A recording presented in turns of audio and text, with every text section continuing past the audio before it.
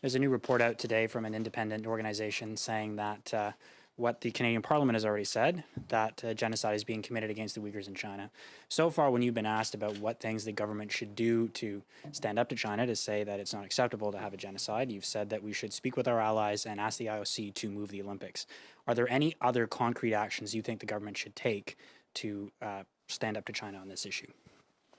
Thank you, Mackenzie. The first step I've asked the government to take is to recognize the will of Parliament and for the government, Mr. Trudeau and his cabinet, to recognize the genocide taking place in Xinjiang against Uyghur and other Turkic Muslims. Mr. Trudeau didn't even show up for the vote, but Parliament had a unanimous vote, the people that did show up.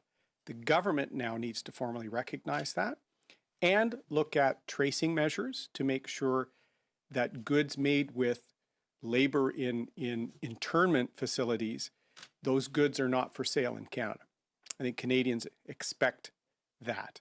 We also believe we should work with our allies on examining Magnitsky sanctions on officials involved in this entire operation of state. There are facilities, there are rail lines, there are power constructed for a state-run set of internment camps. We need to work with allies to potentially use sanctions.